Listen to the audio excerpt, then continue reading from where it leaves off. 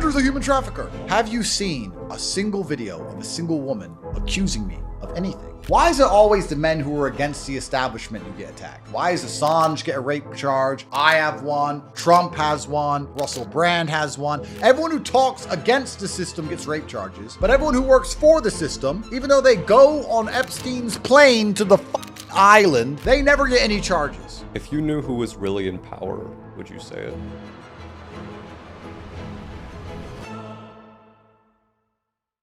Andrew, you've danced around the answer when people ask you in interviews why sometimes you wear sunglasses and sometimes you don't.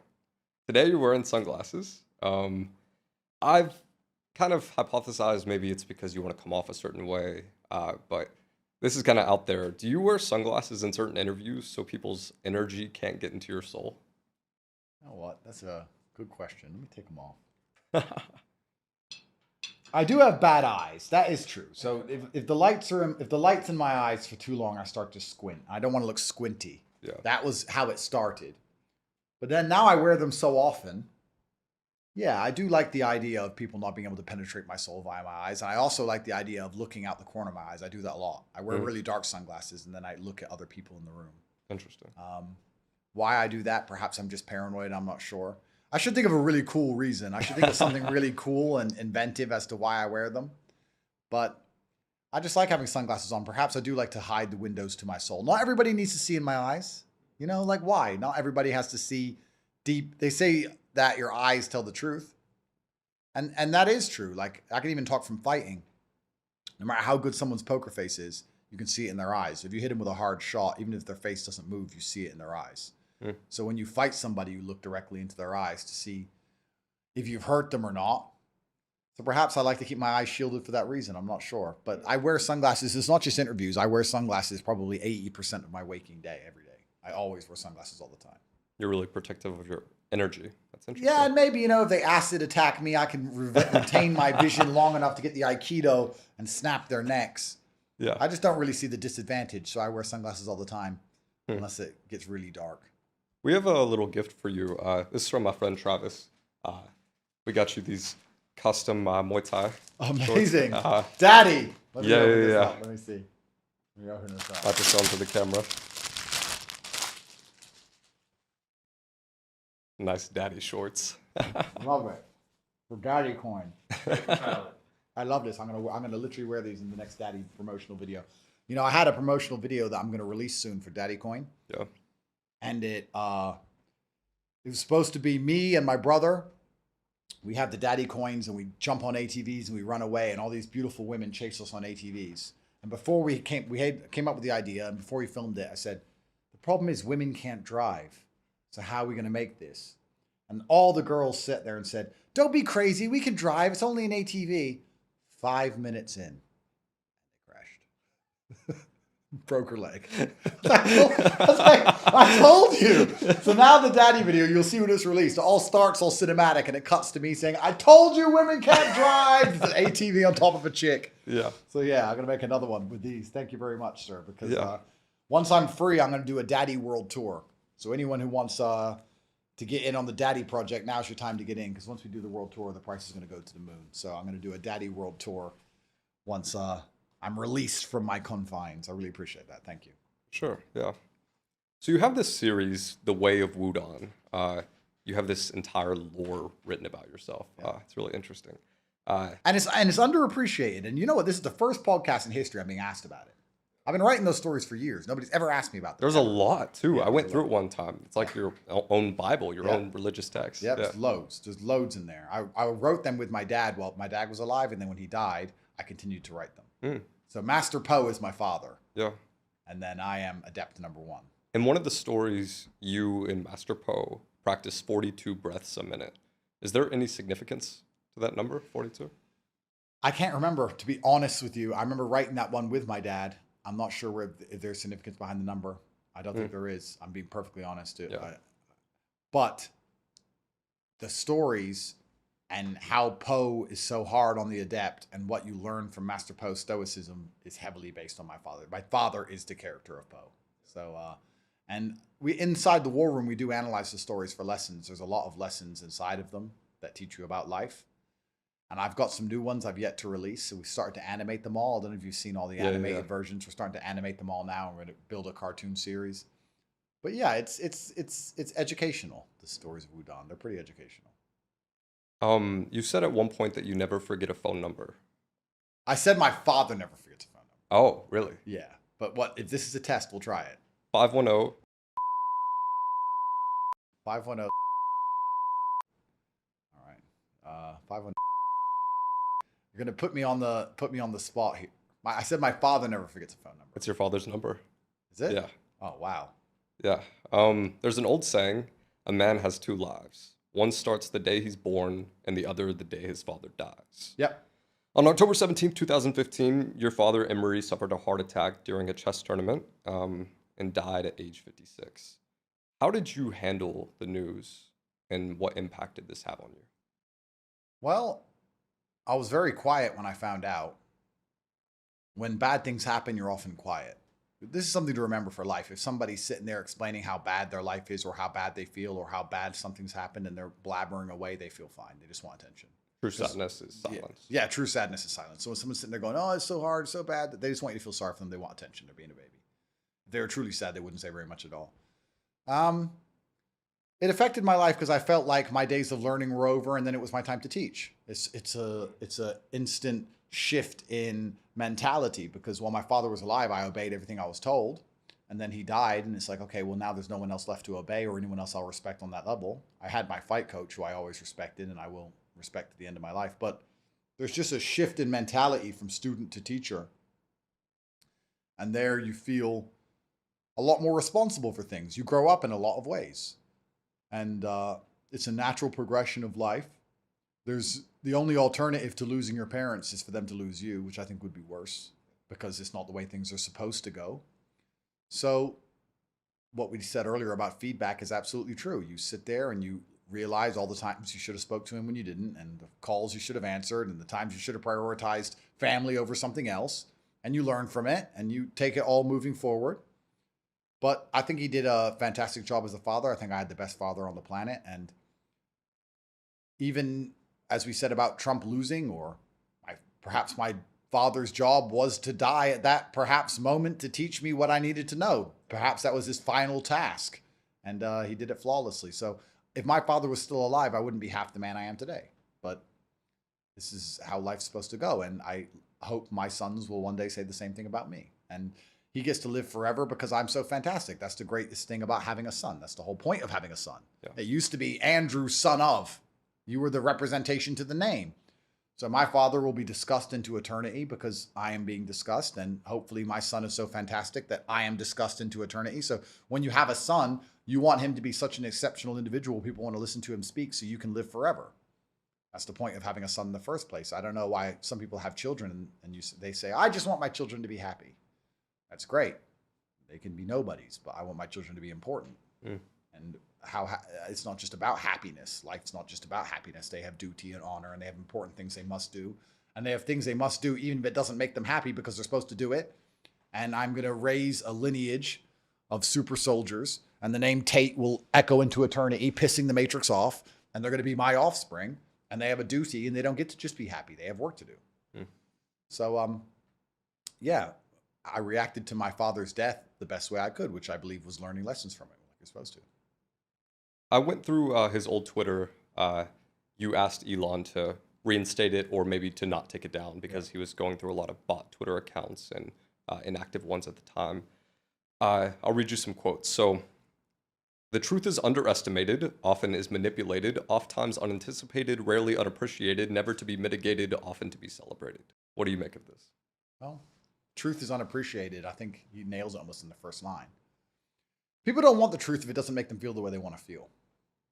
There's confirmation bias. People say they like to find information that already confirms the things they already think. That is true, but I think confirmation bias is actually a lot more applicable to feelings. People like to see things that makes them feel the way they want to feel or confirm the feelings they already have. That's what's so dangerous about emotional creatures. If they feel angry, they're only going to see things that make them feel angry. And if you don't have the agency as a man, if you don't have the capability to use the truth to benefit your life, then the truth is going to be unappreciated, right? if you look at the realities of the world and you can take all of those realities and use them as building blocks, become a more fantastic person or build a fantastic life, then you're going to like the truth. But if you look at the truth and you don't have the competence and agency to do it, then the truth is going to aggravate you and you'd rather not see it. You'd rather see a false version of reality. Hmm. So I think a lot of it comes down to your competence and capabilities as a man and how prepared you are to look into the truth and understand certain things. That's what the whole Matrix is. The whole version of the whole idea of the Matrix is a false version of reality they're projecting in front of everybody's eyes. You look at the truth of the fact that they're stealing from the tax base and inflation's out of control and they start these wars for profit. And you look at all these truths. If you can use those truths and understand them in a way that you can still benefit, even by telling the truth about the truth, even by just highlighting the truth to other people, then the truth is going to become attractive. But if you're working your ass off in some bullshit job, getting inflated to the point you can't pay rent anymore, and you have to look at this truth and it's only going to aggravate you and you don't have the skills it takes to use that truth to benefit yourself, then you're going to rather not see it. So I think he said something else, often manipulated. Yeah, absolutely. People say truth is subjective, but I don't think that's true. There is a truth. And to understand that and to appreciate that, you have to be able to use that to win. A combination of my sheer indefatigability and my unequaled perspicacity makes me a feared adversary, regardless of field of endeavor. You changed up his words a little bit. No, when he used to say it, yeah, he said it different than he tweeted it. So why he tweeted it that way, I'm not sure. But he used to say, my unmatched perspicacity coupled with sheer indefatigability makes me a feared opponent in any realm of human endeavor. That's what he used to say. Yeah. And he said it quite often. It is my favorite saying. I still use it to this day because it means everything. But it means everything.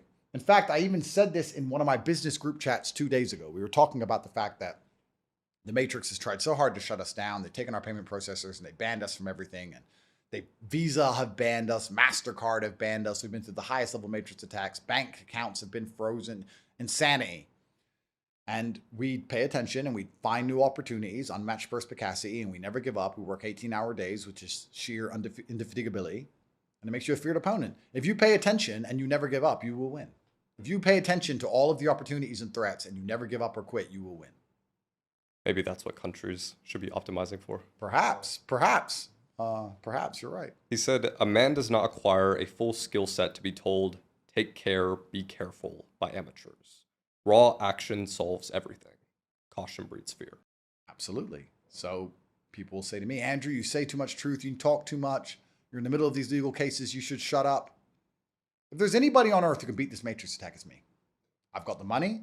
I've got the team around me. I've got the bravery. I can explain myself in court very well. I can make everybody at home, despite the BBC printing negative things about me every single day, understand it's a lie. Normally when the media hits you how they've hit me, everyone believes them. I can beat them, and I've beaten them every time I've sat in front of them.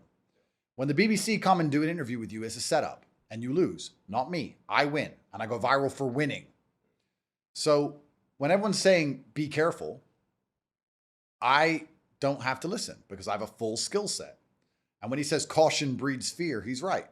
If you sit down and go, the BBC are going to set me up and they're going to edit it and they're going to get sound bites to make me look guilty, so I probably shouldn't do the BBC, which means I probably shouldn't do this one. Maybe I shouldn't do media all. Maybe I should stop talking. Maybe I shouldn't tweet. Maybe I should just be quiet and hope it all goes away, be a coward and hide in my hole like a little bitch and pray that somehow it all goes away on its own and I'll just sit there and take no action at all.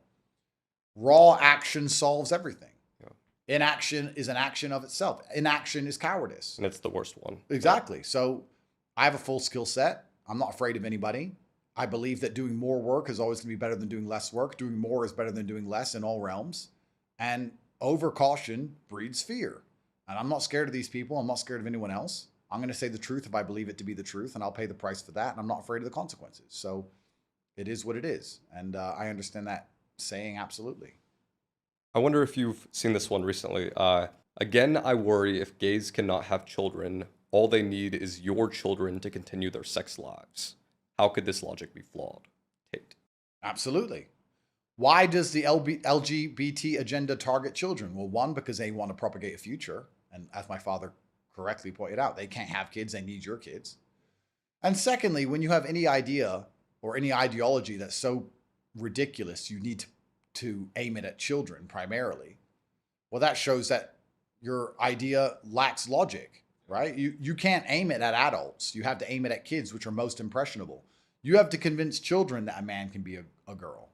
and children believe in Santa Claus. So that's why they aim for kids, to try and infiltrate their minds early before they have enough experience of life and logic and reasoning to refute. So yeah, they aim for the children to poison their minds, to get more adherents to their cult, or at least get the children to grow up accepting of their cult. And, they'll call me homophobic.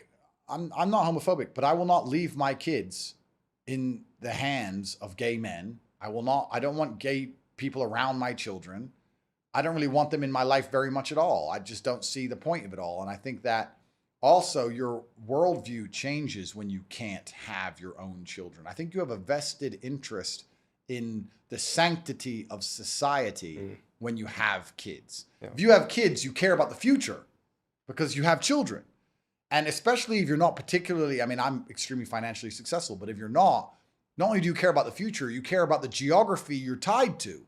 I was born in this town. My kids are born in this town. Probably never going to leave this town. We care about this town.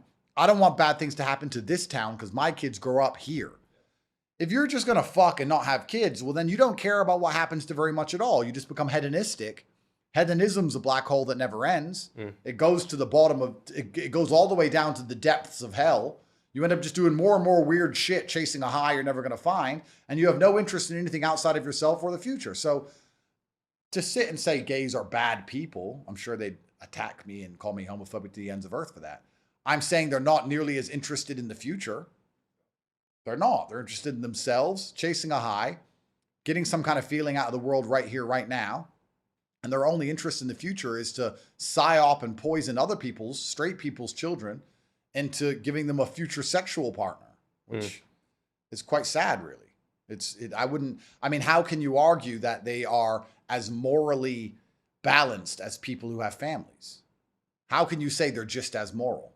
Now, of course, the Matrix will, and of course they will, but if you actually analyze it and actually want to sit and discuss it, people who have children are going to have a higher interest in the future morality of society than people who don't. That's the bottom line. Yep. And they're going to call me homophobic all over the news for this, and that's fine. But I know I'm right.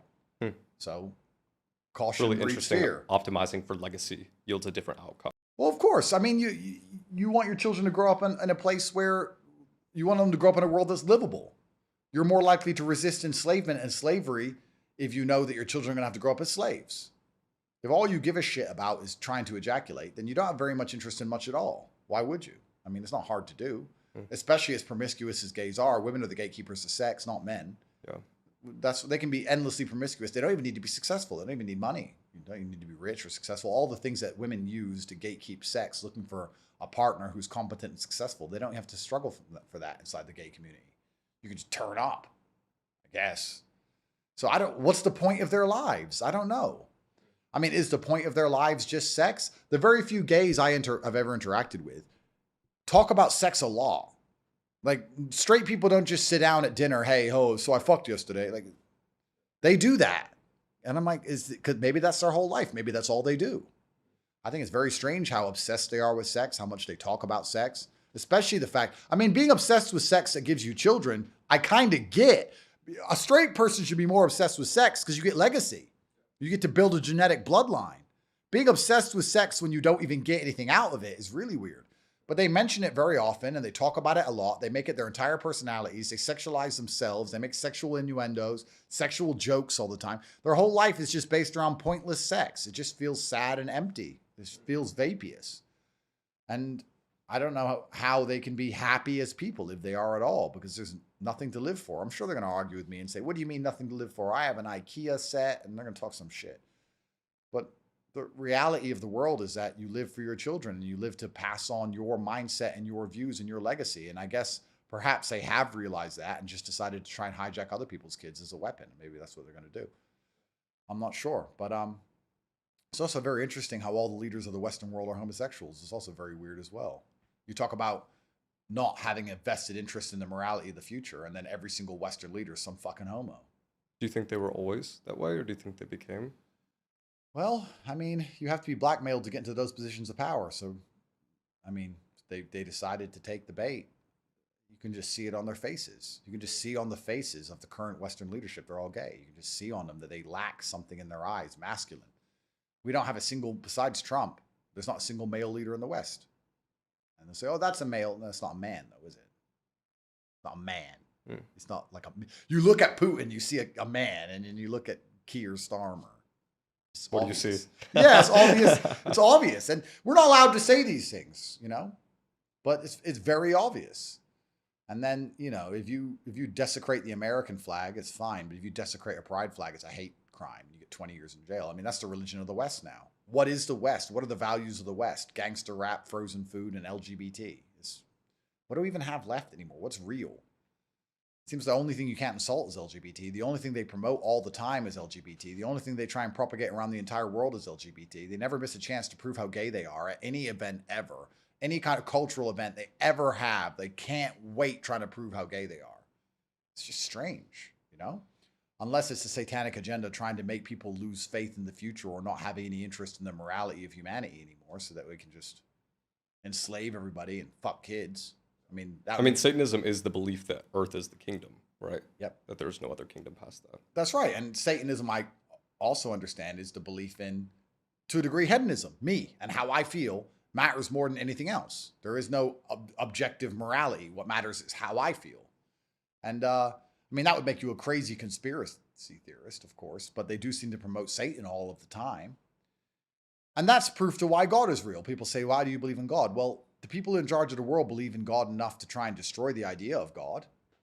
So doesn't that prove that God is real? Satan is the biggest believer in God. Well, there you go. Of course, if they're going to try so hard to remove God from society, then he must be real, because these are the people who are trying to enslave you and your children. But yeah, I find it very strange I don't know how gay people really think about the world. I'm sure some gay is going to make a reply to this video. I'm not going to watch it. I don't care. Why would I? But the very few I've interacted with are overly sexual and very weird. They're just weird people. Outside of their sexuality, they're just weird. I don't feel comfortable around them. It's strange. There's an old saying, the only man that wants you to be more successful than him is your father. Do you believe your father wanted you to be more successful than him? I wouldn't say believe. I would say he expected. Really? Yeah, I would say it was an expectation, and not an expectation like, wow, my son can do anything. It was an expectation like, you better be, boy. I didn't spend all this time feeding you for nothing. It was far less a happy expectation and more real. But he wanted you to be successful or more successful than him. How do you judge more successful? And we go down the rabbit hole, because I think in many ways I was not as successful as him. I would never be able to play chess like he could. But he wanted me to live up to my last name. But if you could play chess better than him, is that something you think he would accept? Yeah, I think he'd be very happy with that. Really? I think he'd be extremely proud of that. But I had a last name I had to represent, and he expected me to represent it flawlessly. He didn't expect me to ever fail, and I never would. And I expect the same of my son. So I think the reason a father wants his son to be more successful is because love is your link to the future, right? And you want your name to be as respected as possible as a man. I want my name to be as respected as possible, so I have to act in a certain way to lend credence to the name Tate. If I can have a son who also lends even more credence to the name Tate, that's a relief. It's like, fantastic, great. Finally, someone takes over the workload. So yeah, I think that's absolutely correct. You and Tristan retired your mother once you guys got enough money to. She was washing dishes before, a dish lady. Do you think you would have retired Emery if you had the same capabilities?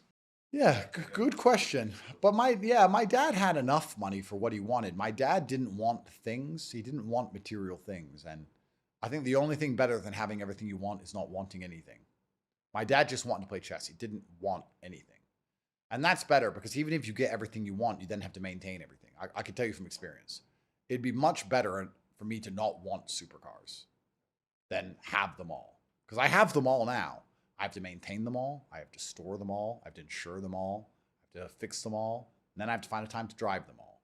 It's easier if I just didn't want them. Now, a lot of people will pretend they don't want supercars, but they do, but they just can't get them, right? But if I had all this money and I genuinely didn't want them, like I can give an example. I don't want, let's say I don't want a yacht. I might get one. We just discussed it, so it's a bad example, but I don't want a yacht. That's so much better than having the yacht I want, because it's so much less work. So my dad really didn't want things. He wasn't money motivated. He was chess motivated. If my father was money motivated, he would be extremely wealthy. He just didn't want it. For the same reason I have money, but I'm not that good at chess. I'm money motivated, not chess motivated. I chose a different path. But if my father wanted money, of course I'd give it to him. But I can't imagine him even asking for it or wanting it. I can't imagine him wanting it. If he had $25 and a place to sleep, he was fine. He didn't care. He wasn't interested. On your mother and your sister, so you sometimes talk about your mother, rarely about your sister. Were you concerned about your mom and sister's lack of support during your case, especially given your sister's opposing liberal views? No. Because you said they always attack women, right? Yeah. When they try to get to you. Yeah, I mean, my mom is a very good mother. My sister's fine. They have their worldviews. Men and women view the world in different ways. But I wasn't ever really looking for support from anybody either. To be honest with you, I wasn't in jail saying, "Where's my support?" In fact, I was doing the opposite. I was in jail saying, "How do I still take care of everyone I need to take care of?" Just like as I did before when I was free. So, I mean, it's an interesting question, but I'm trying to think, did I ever for once ponder or considered I needed support from anybody? Not their support, but maybe their lack of support, like them trying to get information out of them trying to psyop them somehow. Yeah, I mean, I would hate for anyone close to me to ever turn on me. I don't think either of them ever would. But truthfully, I just hope they're happy, and I hope that for them to be left out of it. I just hope that they didn't have any stress or any problems, and my brother and I will deal with the jail, and they can continue to be women. Once again, I'm a misogynist, right? In the worst possible way. So I don't want women to be stressed. I don't think they can handle stress. So if it's my girlfriend, my mother, whoever, if I'm in a bad situation, I don't want my girlfriend stressed because of it, because I'm so misogynistic. I don't believe that she can handle it. So I just want her kept out and kept happy. I want her to go and play with teddy bears, whatever she wants to do, and be smiling, put on her makeup and do her lip gloss and whatever. And I'll deal with all the difficult things because I'm a terrible misogynistic man. So I just hope they leave them alone, right? What's one thing your mother taught you? Very good question. It's a really good question. And I should have an answer for it. But I think don't fathers make the sons? I don't know. Maybe not anymore. Maybe that explains the world we're fucking in. I don't know. My dad made me. My mother fed me. My mother kept me alive. My mother, made sure I went to sleep and went to school and had lunch in my lunchbox. But all my lessons in life came from my dad. So maybe she taught me that. Maybe she taught me a woman's job is to have kids and keep them alive. And the most difficult, important, potent lessons are going to come from the father. Perhaps she taught me that. So let's transition a bit here. I'm going to cut some questions for time's sake, but this is a segment called This or That. You just choose an option. You don't have to say why. Cigars or coffee? Coffee. Sparkling or still? Sparkling. Steak or sushi? Steak. Jiu-jitsu or boxing? Boxing. Jordan or LeBron? I know so little about basketball, but Jordan. Messi, Ronaldo? Ronaldo. Magnus Carlsen or Bobby Fischer? That's a really good one. I know I'm going to break the rules of this or that. I'm going to break the rule. I'm a rule breaker. Bobby Fischer's great. Fischer was an interesting guy. Do you know his life story? I know a bit about it. Yeah, so Fischer went to play Russia and become the world champ. He was going to go play. And then I have to remember this correctly, he was a real nightmare at the chess tournament. At the actual game itself, he was complaining about the cameras and complaining about the lights and all these different things. Eventually, in the end, he won the championship. And after he won the championship, he then refused to play chess basically ever again. He went into a hermit mode, started doing all this investigation, came up with this crazy conspiracy that the Jews were ruining the world. Be careful what we say, we're on YouTube. And he refused to play chess ever, but then also said he was the world champion. And when anyone else would play or say they're the world champion, he'd be like, no, I still am. He ended up replaying the guy he originally played, Boris Spassky, in the original world championship, like 30, 40 years later in Yugoslavia. At the time, there was a war there, so he got sanctioned by the US for going to Yugoslavia because he wasn't supposed to go. Once again, hated the Jews a lot and retired in Iceland, up in Iceland where he had played the first world championship. Iceland accepted him, and he kind of walked around Iceland aimlessly until he died. Yeah. 2012, I think he died. Magnus, I've spoken to a little bit. Tiny bit. Obviously, he's a very capable chess player, but I don't know. I feel like the sport of chess is missing pizzazz. Like if my dad was world champion, or I was world champion, chess would be the biggest sport in the world. Bobby Fischer had all this uniqueness about him. A lot of these chess players are just good at chess and they take their money and they're not that controversial and they get paid and don't have opinions on X and Y and Z and they get paid chess and like it's missing. Like where's the street fights and like WWE, even fighting in WWE, there's buzz around the event. That's what chess is missing, because you need to make people want to learn chess at a level where they can understand chess enough to appreciate it. Boxing is easy to appreciate because everyone understands a punch in the face. Jiu-jitsu is not as easy to appreciate because if you don't watch or play, if you don't do jiu-jitsu, you don't really get what's going on. Chess is even worse than that. You have to get very good at it to appreciate it. So to do that, you need to get some buzz around it. So I feel like the current chess players lack personality a little bit. I'm not trying to insult them at all. I'm not even sure if they're allowed to have personality. Maybe it's against FIDE rules. I don't know. But I don't know. We need some WWF table flipping. We need something going on to make people want to watch it a bit more, because chess is a beautiful game. And unfortunately, the world we now live in, it's an attention economy and it's getting harder and harder to garner attention with anything. So Magnus showing up to games late isn't enough. Yeah, to make a yeah, difference, that's right. Yeah, we need some Bobby Fischer level, go crazy, hide in Iceland, go to Yugoslavia while it's at war. He would play level. like blindfolded chess, like multiple games at a time. Have you ever done something like that? I've never done it, but my dad has done it. My dad has played blindfolded. I tried to chess. do it once. It said that it leads to psychosis, and I tried it. And I was like, Sounds oh, about this right. is very mentally strenuous. Sounds about right. Yeah, my dad could beat me without looking at the board. So I'd sit here with the board, and he'd be in another room, and I'd say C4. I'd say E4. He'd say C5, knight F3, knight C6, and he'd just shout out words and beat me. Yeah, it's crazy. And Magnus, I think Magnus has done that with 4 or 5 people at once, blind, while playing 5 different games simultaneously. I think he's done that. It's crazy how good these people are at this game. It's really, it's ridiculous. It's incredible. But I'm gonna say Bobby Fischer anyway. Bobby Fischer. Sorry, Magnus. Bobby. Bugatti or Pagani? Bugatti. Bitcoin or Ethereum? Another really good question.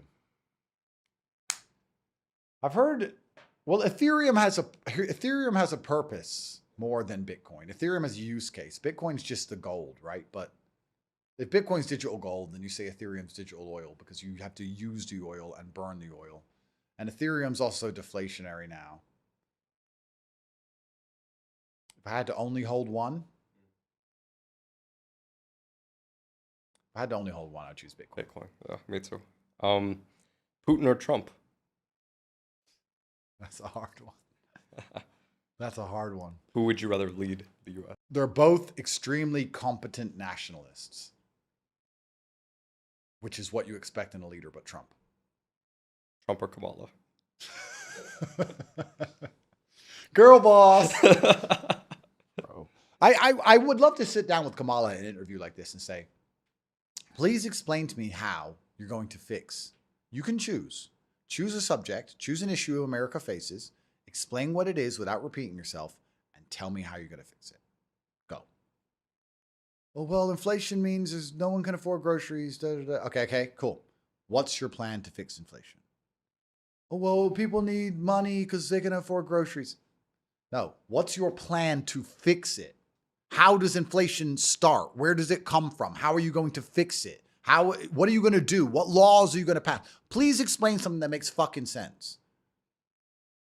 She's going to get all the way to the end of the presidential race. She can get all the way to voting day without ever explaining once what she's going to do to anyone. She's never going to once explain to anybody her plans to fix anything. And there's going to be people in line going, Kamala.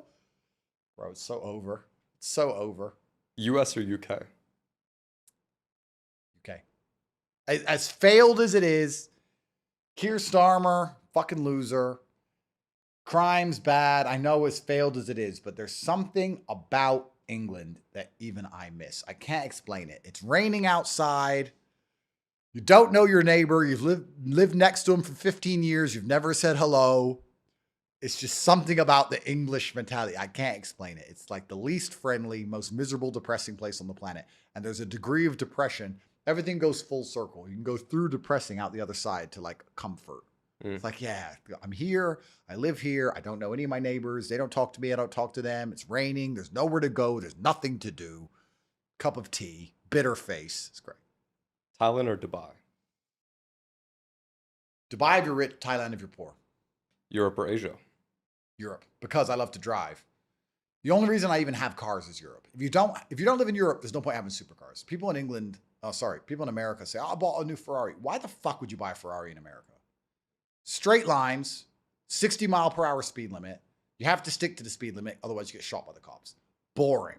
Maybe you could put your foot down a little bit in a straight line and make a little bit of noise. Boring and gay. There's no point in having a sports car in America. You may as well just get an SUV and just go with the traffic.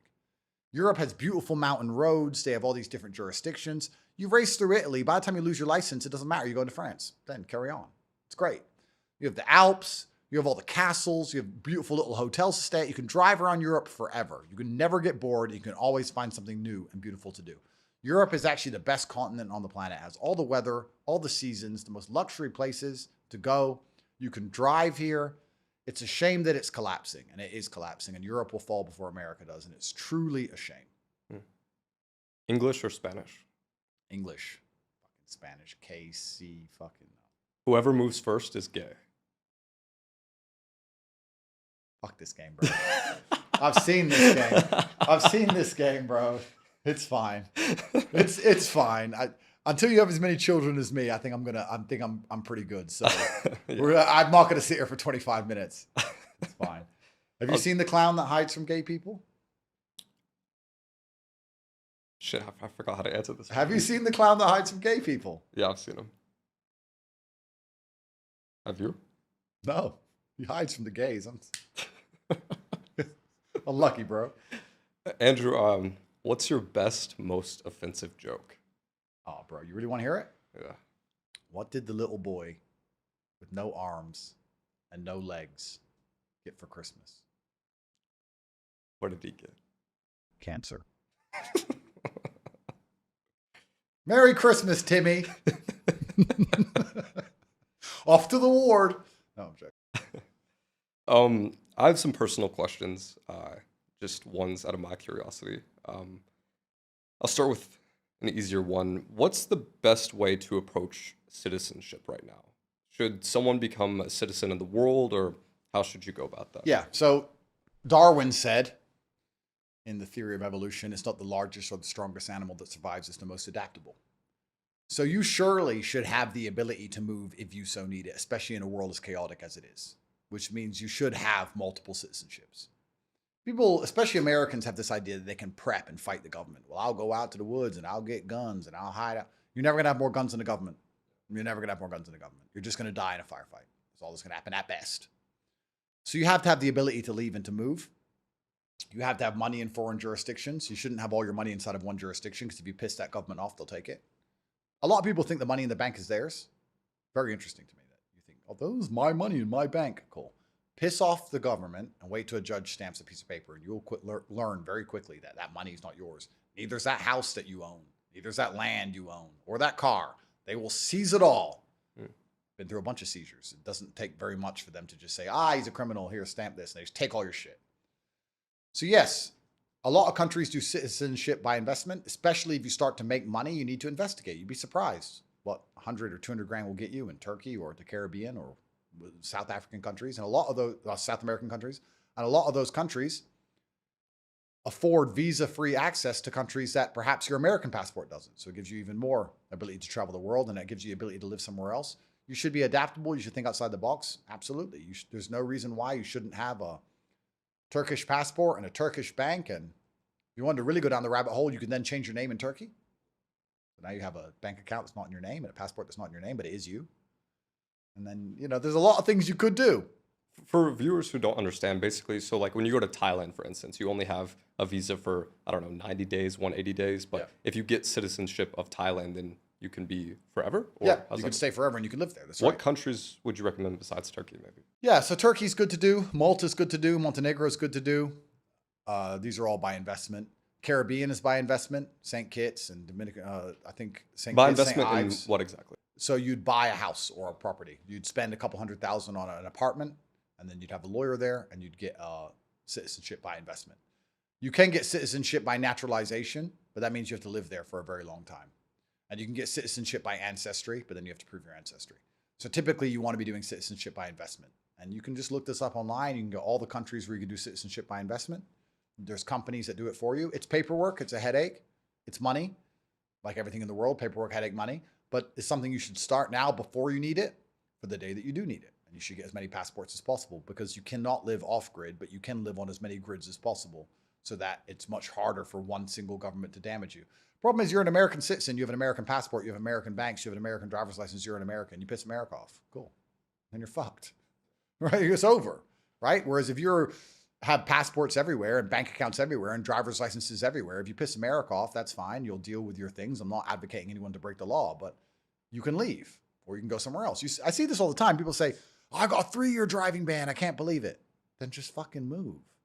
But they can't. Well, I can. If they ban me from driving in a country, I'll leave. If they gave me a criminal record in a country, that means every time I tried to get a job, I had to go through a CPS check and it showed I was a criminal. I'd once again leave. Like, it's amazing what's afforded to you when you can bounce. A lot of people can't bounce because they can't afford it. But if you can afford it, then you need to have the ability to live in many different jurisdictions. Dubai is another fantastic one. You cannot become a citizen of the United Arab Emirates, but you can become a resident. Yeah. Then you get banks. You can also get tax residency. You know what the tax rate in Dubai is? 9% corporate now. That's right. Was 0. That's right. Basically 0. And that's 9% corporate if you own a company. Personal income, 0. So you can pay 0% taxes. Like there's so much. America does have like the long arm stuff. So like if I go to Dubai, I'd have to revoke my citizenship. Does it still give me some type of leeway? Well, if you have an American passport, you're always susceptible to the American system. But you can revoke, you can renounce. Would you recommend that? Well, if you really want to go down that route, you can renounce. What I would say to anybody who wants to renounce, do it before you're rich, not after. Because if you try and renounce when you're rich, they know why you're renouncing. It'll come for you hard. But I have some friends who renounced early and then got rich after, you know.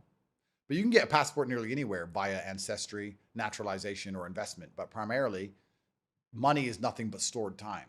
That's all money is. If you have a lot of money, you have the stored time and energy of a lot of other people because I can pay somebody else to do something for me. I have their time and energy as a number on my screen. So instead of using your own time and energy, you want to use other people's. So that's what you should use money for, if you have money. But then again, it depends what you have, right? Because if you're poor, you don't have money, but you do have time. Which is why a poor person waits for the bus, because they can waste the time to save money. And a rich person takes a private jet because they can waste the money to save time. So you have to look at what you have. Do you have time? Do you have money? Do you have ancestry? Look at them. And like most things in life, do a little bit of work and try and get as many passports as possible because there's very little downside. And there will be a day where it might help you monumentally. It helped me massively during COVID. During COVID, when no one was allowed to fly, I would just arrive at countries and say, oh, let me in. Oh, you're not allowed in because of COVID. All right. Okay. What about this one? No, you're not allowed in because of COVID. What about this one? Oh, this passport's allowed in. Okay. Thanks. So I'm the same man with the same COVID, with no injections, with no vaccine. But because I had all the varying passports, they had different treaties with each country based on whatever.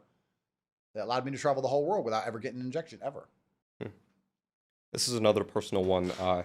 What do you think is the highest leverage use of my skills for making money? So let's assume, I mean, you've spoken with me for a couple hours now. Let's assume I'm really good at going viral, making other people go viral, and in some way monetizing that. Yeah. So we live in an attention economy, and you're very good at getting attention or putting attention on people, which is fantastic. From there, you have to turn the attention into money, which is actually the hardest part, right? Because you can sell something. But whatever you sell is a reflection of you. So if you sell trash, you damage yourself. If you sell garbage, you damage yourself. And then you're going to limit your ability to garner attention in the future. So you have to find something worth selling. I mean, I'm about to tell you, obviously, you should advocate for the real world and Hustlers University. Of course, I could say that. That's an easy one. Yeah. But typically, the attention economy is the one we now live in. And if you can garner attention, you can find a way to make money from it. You just have to make sure you don't sell out your brand. But then you have to go down the route of whether you want to spend most of your time garnering attention or if you want to spend most of your time actually delivering on the product, or if you can find someone you can work with who has a team you can trust that the product is not going to be damaging to your reputation. If my thing is attention, I should probably find someone else and blow them up, likely. Yeah, I mean, that's one thing you could do. But, I mean, I'm trying to think outside the box for you besides selling something, what else you could do. But you're going to get to a point. Also, it depends how large you get. And eventually you're going to get to a point where people are paying you to come on your podcast. I mean, it gets to a point, or you get to a point where you gatekeep and you get to decide who comes on your podcast. I mean, I would like to argue if you have one of the largest podcasts in the world, there's people who would do anything to get on it, and that puts you in a position of power.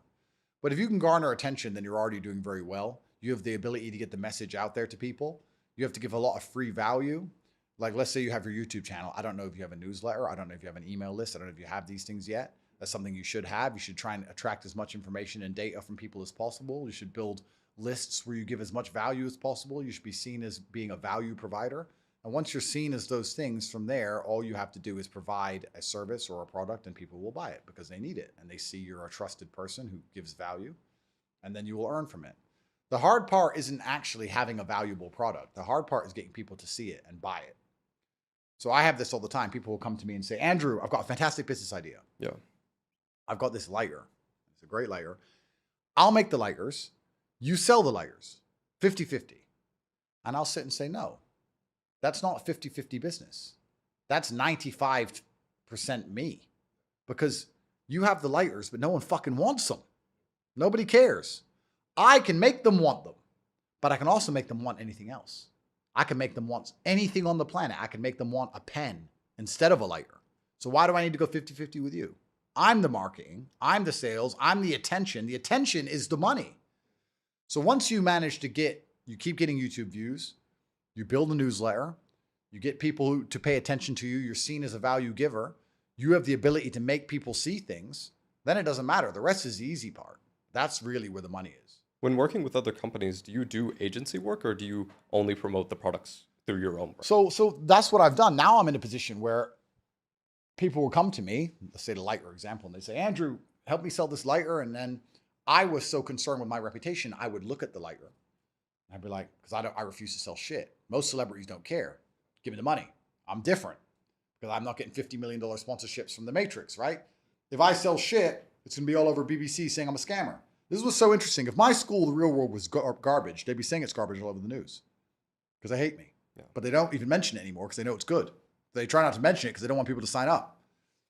So I'd look at the lighter and then I'd be me and I'd say, you know what? This could change, that could change, that could change. And I'd tell them, you have to change these things for me to want to sell your lighter. And then they give me some excuse or some ridiculous timeline. And then I'd think, fuck, I'll do the lighter myself. And that's how I ended up with all my own products effectively. Now I do everything myself. I mean, there's the university idea I came with off the top of my head because I knew that if I recommended anybody to go and learn, how could I sit here and say, guys, you need to make money and become financially successful so you're as important as possible, and then not give a resource for that? So then I'd give a resource and say, these people teach you how to make money, but I've looked at all their resources and they're all shit. So I just did it myself. Yeah. So I don't. For fundraiser, for fundraiser.com, are you planning on just giving capital, or are you planning on kind of doing like a venture studio setup where you give like advice and consulting to those companies? Yeah. So for fundraiser.com, we've got $50 million we're going to allocate. If I like the idea and I allocate to it, I'm going to take a percentage for the amount of money, and I'll also take a further percentage if they want my expertise or expertise of people on my team. And to be honest with you, I might put the two together. So is it just expertise, or is it going to be like operational? Yeah, it'll be operational. It'll be there not on the ground, but online, telling them what to do. And a lot of that will be, to be honest, I'll probably put the two together. I can't see myself giving money only to very many people unless I know them. Because if I'm going to give money, I also want it run by people who I trust and who are competent. So someone might come along and say, I need $1 million. And I'll say, fine, I'll give you $1 million for 20% and another 10% because this guy is going to be running this. Are you going to raise for this fund eventually? I've already got the money, 50 million. So it's just your guys' money? My money. My money. I've never raised for any of my ideas. I've never raised for any of my businesses. Every single thing I run is 100% run by me. I don't owe anybody anything. And I've been offered crazy amounts of money for people to buy X% of my stuff. I don't want to have to talk to anyone else. I don't want anyone else's opinion. I'm the boss. It's my empire. But you don't own any of your companies, for the record. Of course, I don't own. You're just the face. I'm just the face of them. I don't own anything. But we've never raised anything. Everything's been built completely organically from the ground up. They've all been profitable from day one. And that's another thing that's very important. Because this is actually, we talk about fundraiser.com. A lot of people have this idea of business where the tech companies have ruined the ideas of business. People think that you can start an idea and then you just borrow loads of money and raise loads of money and buy a fancy office and get a smoothie machine and get smoothies and get bean bags so you can sleep at the office. Wow. And then just keep borrowing and spending everyone else's money. And that's a business. No, a business makes money. And I managed to launch all of my businesses with very little investment. So if you need investment from fundraiser.com, you can come and show me your business plan, but we're gonna analyze it and see what you really need that money for. If you can really pull it off without that money, or how that money will actually be spent.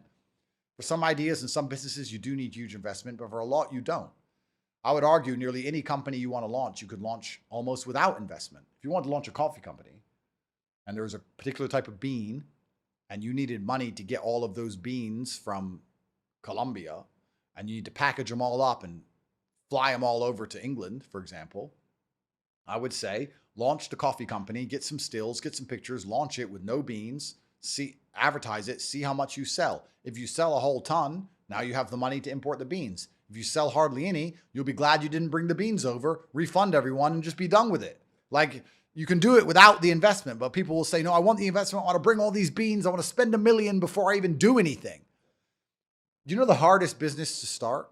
You know what the hardest business in the world would be to start today? Makeup, supplements, something like that. Nope. Easy. The hardest business in the world to start today, this business I'm not going to start, nobody's going to start, is an airline. Not an airline, sorry. An airplane manufacturer. The reason is you have to invest in a factory, which is billions. You have to begin to make planes. You then have to go through 7 or 8 years of testing before you can sell a plane, right? So you've invested billions hoping you can make your first sale 8 years later. Then all of the current aircraft manufacturers have lobbied governments to prevent you turning up and selling anything. And then you have to produce a product which is better or cheaper than Boeing or Airbus, who have a massive monopoly on the market and understand the market very well and have deals with airlines already. So who are you going to sell to? Like, something on airline, nearly impossible to start a brand new aircraft manufacturer off the middle of nowhere. That's why you have these two names, only those two. Supplements, makeup would be easy for the same reason I said coffee. Makes sense. That's right. You can just sell from the beginning. So I'm very interested to see people's business ideas and talk to them frankly. And my goal with this 50 million is to spend it all across a couple years. But my primary goal is to get my fingers in some very interesting projects myself and make sure they're monumentally successful. And when we said earlier about the 95%, 5%, I have that because any project I'm invested in, I can mention.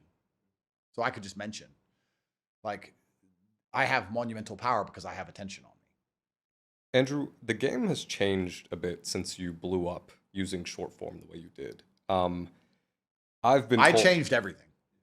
They're never going to let that happen again. I was a glitch in the matrix. TikTok will never allow anyone to do that again. It was me. They're never going to allow anyone to pull that off a second time. I know they've changed a lot because of me, specifically because of me. I know that for a fact. When they were dragged into the Senate and TikTok was getting a grilling, they were saying my name. Really? TikTok have gone through some of them. TikTok have developed extremely advanced artificial intelligence to try and keep me off their platform. Can't show my face. Even if I say nothing, my voice, you can't show. Even my face, if you invert it and flip it, it recognizes it. They have tried so hard to keep me off TikTok. Yeah. It's crazy. I've been told by people, maybe this is untrue, that Luke was instrumental in coming up with that strategy. Is there any truth to that? It was the war room. It was some war room guys, and we sat down and decided to try and conquer the world, and we came up with a plan. Because traditionally, before I did what I did, everyone was worried about people using their clips because they wanted all the ad rev. So they didn't want people to use their clips, and they would copyright strike everybody. And we were basically the first people to say, use all our stuff, we don't care. And a lot of people have tried to copy it since, but nobody's been able to do it. If the music industry did it, it would change music forever. Yeah. Oh, completely. Because they're so stringent on getting the ad revenue. It's like if you just let people use your songs, that's right, it would take off. That's right, exactly. But everyone's so desperate for the ad revenue. But we were unique in our approach also because I don't need money. It's different when you don't need money, right? Yeah. But I know it will never be done again. And there's a lot of people who think they can copy it, but also there's another missing magic ingredient, and that's I'm interesting. Yeah. And I'm funny.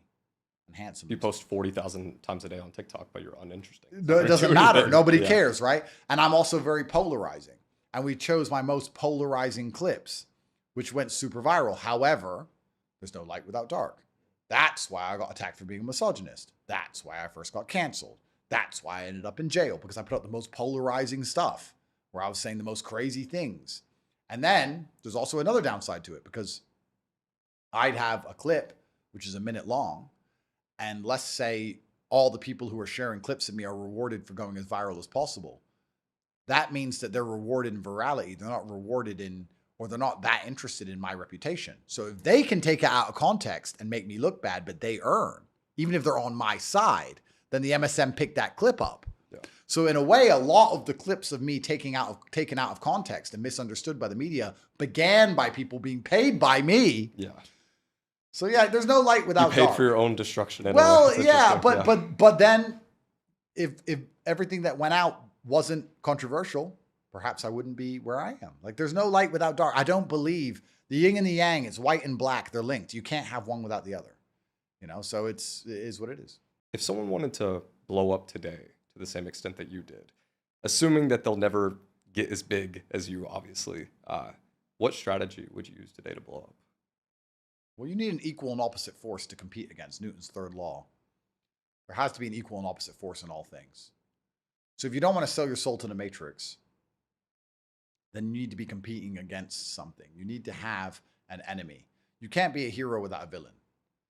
So I speak a lot of truth against systems, and that's one of the reasons why people listen to me and watch me. However, that puts me in a lot of personal danger. So it has to be, are you prepared to be in a lot of personal trouble for your channel? If not, you need to find some kind of enemy. You need to find something to oppose against. And not in a bitchy reaction video clickbait gay way, but in a genuine way that you're going to have a whole contingent of people who believe in you and understand you're doing the right thing, and another contingent of people who strongly disagree with you and try and disavow you, because those two opposite forces coming together is what creates the splash. You need the two opposite sides. It's funny you say this because this is actually one of the main methods I teach people to go viral, and it is extremely effective. So if you're someone who has a business and you want to launch your personal brand, just DM me the word viral on Instagram. Maybe we can set up a call and I'll help you out. Yeah. How do you remain countercultural as someone who shapes culture? Well, I'm very lucky that the Matrix is trying very hard to shape it in the opposite direction. I'm very glad they exist. I mean, they keep giving me things to talk about. They give me the Paris Olympics. They give me more gay bullshit. They give me plenty to go. They punish me for it. But you need an equal and opposite force to compete against. And then you get to be a hero against a villain, right? But there's a personal risk involved in that. So you also have to be brave enough to take the personal risk. You have to put your money where your mouth is to some degree. And I also think the internet's changed regarding, you have to have a lot more skin in the game now. You remember like 10 years ago where you could rent a Lambo and just stand next to a rented Lambo and pretend you're rich. And people gave a shit. Wow, a Lambo. Like, that's all gone. Nobody cares. Everyone's overexposed to wealth. Everyone's seen fast cars. Everyone's seen boats. Everyone's seen Mykonos. Nobody gives a shit. Now I think you need to have skin in the game. Like, the thing that makes my brother and I so powerful is that we lead from the front and people see it. The Matrix arrests us to damage us, not knowing they help us. Because we show we mean what we say, and we lead from the front, and we show that we're brave and that we'll die first. We have skin in the game. Our lives are on the line. That's interesting. You know, so but not everyone's prepared to take that risk. But if you were to say what the fastest way to blow up is, I'd say find an issue that you believe is wrong, that has a lot of support behind it, and go to war with it. That's what I believe. And start to try and convince people slowly just how dangerous that ideology is, because you need an equal and opposite force. Becoming too big.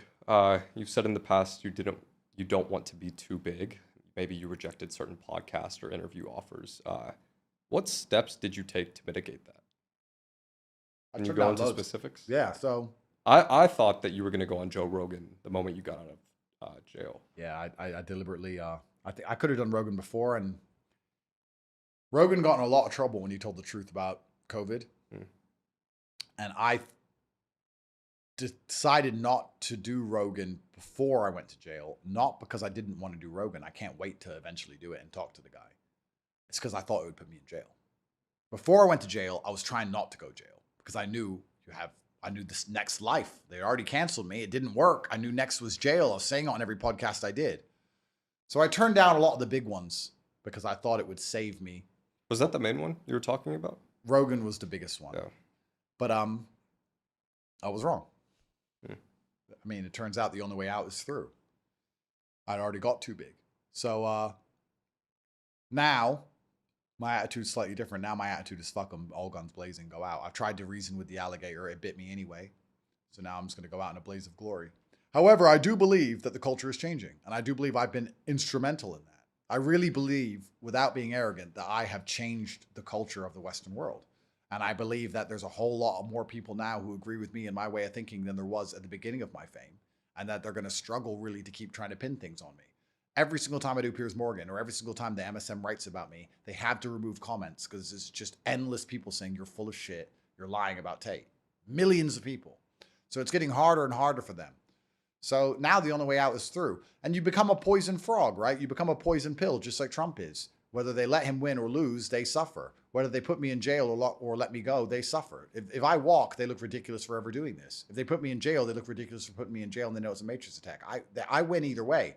I just have to be prepared to accept a little bit of jail, which I'm prepared to do because I lead from the front and I'm not a coward. So if I have to go to jail, I'll go to jail.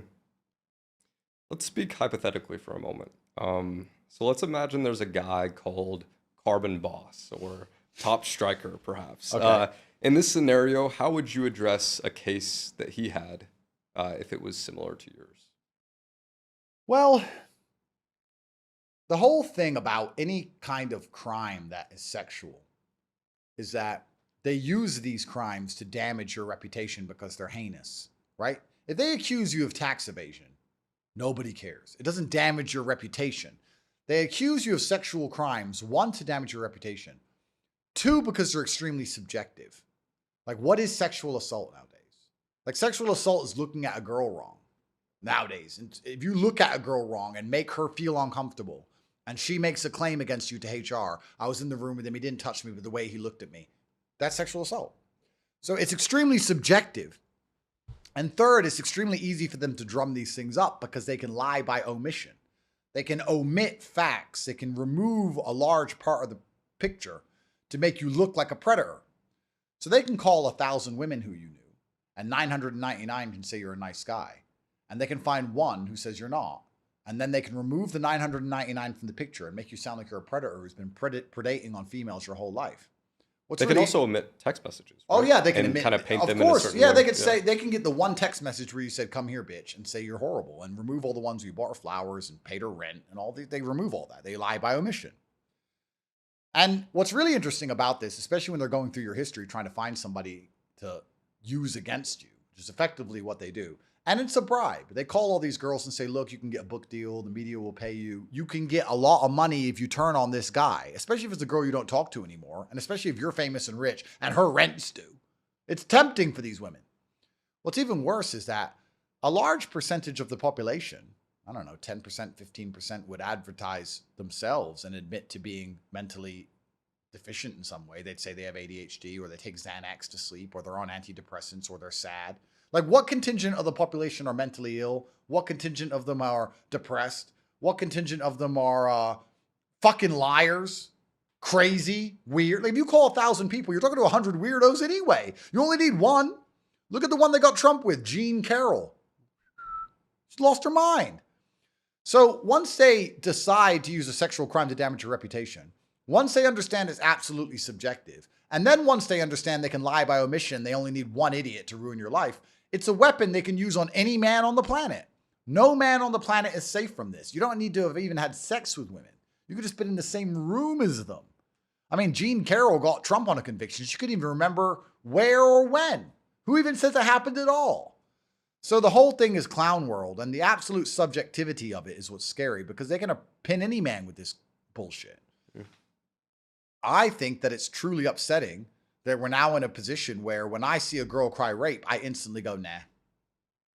That's the truth. I don't believe any of it anymore. So if you're truly raped or you're truly sexually assaulted, you should be very angry at the women who lie. Because now you're going to get even less sympathy than ever before because most men, every time they hear these accusations, instantly decide they're a lie now because so many women have lied. The girls have cried wolf so many times that now nobody believes you anymore. You know what's even more scary? We talked earlier about women and how easily they can be psyoped. That's true. So what's even scarier is you can have a woman who never thought she was sexually assaulted until she talks to the cops. And they're like, you know, he's a predator. Well, he was fine to me. Was he? Tell me about your relationship. Blah, blah, blah, blah, blah, blah. And why didn't he want you going out with those guys? Well, he said I couldn't go out and drink with men. Did you feel like he was controlling? Well, not really. But he didn't let you go out and drink with men. So he would stop you from going out. Well, yeah, I guess he would stop me from going out. After 3 hours of interview, you'd be surprised how much of a victim they feel like. They'll get psyoped into being a fucking victim. Have you heard of the Lost in the Mall experiment? No. So in the 1990s, a researcher took a group of 24 people and gave them a book, and it contained 4 stories from their childhood written by their like friends and family. And most of the group said they don't remember. Oh, and one of the stories is a totally made up story about them getting lost when they were young in a mall. Most of the group, about 3/4, said they don't ever remember getting lost, but 6 people remembered it vividly and even added details of the event that never happened in the first place. Wow. To go off what you're saying, basically, if you can implant false memories into a quarter of people with one meaningless story, imagine what you can do over time with drugs. And even more powerful, what if the person wants to believe what they're being told is true? And they're told again and again each time with more details and more reason to believe a lie. Wow. I've never heard that before, and that is, Bo, you just nailed it. Yeah. That's exactly it. So if you tell these people, if you were abused, you're going to be financially rewarded, and then you convince them they're abused. It's like, no. If you can implant a false memory anyway, without reason for it, That's right. then imagine like when you give reasons and drugs. No man is safe. Yeah. Because women can also retrospectively remove consent. They can consent to something and then 10 years later decide actually they didn't consent and take it away. So you never even have consent ever. No man is safe. They've developed society and these claims to be this way so they can attack any man at random. Why is it always the men who are against the establishment who get attacked? Why does Assange get a rape charge? I have one. Trump has one. Russell Brand has one. Everyone who talks against the system gets rape charges. But everyone who works for the system, even though they go on Epstein's plane to the fucking island, even though they go to these parties where they all do drugs and a whole bunch of stories that come out about the things that happen there, they never get any charges. Only the people who talk against the system. And there's still people who will sit there and believe it. There's still people who go, Andrew's a human trafficker. Have you seen a single video of a single woman accusing me of anything? In fact, you've only seen them defending me. Have you seen a single picture of a victim? Have you seen anything? You've seen nothing but a fucking headline they've made up, like the Lost in the Mall. And it's complete clown world that there's people out there who after COVID will still repeat verbatim what the MSM tell them. And we talk about confirmation bias. Well, that's because they already don't like me. So now their feelings of dislike for me are being confirmed. Exactly what they want. They want their feelings validated. They want their emotions to be true. So it doesn't matter if I get innocent or guilty. They're going to call me a human trafficker if they dislike me. That's anyway. what the headline said. That's right. They're going to call me it anyway. What they don't understand is I'm going to lean into it so heavily. I cannot wait for this all to be over and I start saying world's most famous human trafficker and walking around with a whole bunch of hotties. I'm going to do all that. I'm going to lean into it. I'm going to be that human trafficker. How'd you make all your money, human trafficking? I'm going to talk about it. I can't wait till they come up to me. I'll be in a Lambo and they run up. Hey, how'd you get rich? Like human trafficking. You should try it. I'm just going to own it now. I don't give a fuck. I'm the bad guy. I don't care. But yeah, it's all clown world. But it's very, very scary to be a world and a man today. And it's very scary to be a successful one. It's truly scary. I had a very rich guy in America once say to me, he said, I agree with you, Andrew. I want to have kids. But you know what? I just don't trust the women. They're going to destroy my net worth. They're going to take all my money. They're going to wreck me. But I want to have kids. I said, bro, you need to fly somewhere else. Use a fake name. Fly to fuck knows where in South America. Have kids there with a fake name. Go visit your family once a month. And be done with it. Because I completely understand why you're not going to risk. You're worth 100 million. You're not going to risk 50 million on some bimbo who's been through God knows what and how many men have used her. And you're going to risk all your money on her to have progeny now. I completely get it. I understand it's too big of a risk for you. So you need to get another passport and have kids somewhere else. You can't even have kids safely in America anymore without looking to be wrecked by some psycho woman who finds out she's a victim. He only bought me one Hermes bag and I was home all day and all he did was work. Imagine women complain about having an easy life. So you stay home, I'll go work all the time. He doesn't pay me attention. Poor me. You can't win. You work, she complains. You're busy, she complains. What do you want? What does she want you to do? Unbelievable. Bro, the world's gone crazy. To go off hypotheticals again, Andrew, you said in the past that you only share 10% of the interesting and pertinent information you have publicly. Let's go into some topics or opinions that Top Striker might be willing to share. If someone had the cure for cancer, would we ever know? If someone had the cure for cancer, it'd be extremely expensive. I do think they would probably advertise that cancer could be cured. However, it would be extremely expensive and difficult to access. I don't think we currently have the cure for all cancers. But when we say cancer, a lot of people are confused because you say the cure for cancer, but there's so many different kinds of cancers and they're actually very different diseases. So you can't have the cure for all. I do think there are some we can cure. However, I think it would be extremely expensive and difficult to access in the least medium term. Hypothetically, has Alex Jones mostly been right? Yes. Alex Jones is a hero. He's a hero for the culture. He's a hero because he's a man who's not afraid to put his money where his mouth is. He's not afraid to say what he believes to be true. Nobody's going to be right 100% of the time. However, he's been right more often than the MSM have ever been. Everyone's going to bring up the odd thing he got wrong. Yeah, that's fine. He's more accurate than the BBC have ever been. Who's going to bring up the things they got wrong? Never. Alex Jones has mostly been right. He's a patriot, he's a hero, and he needs to be watched by everybody. If you knew who was really in power, would you say it?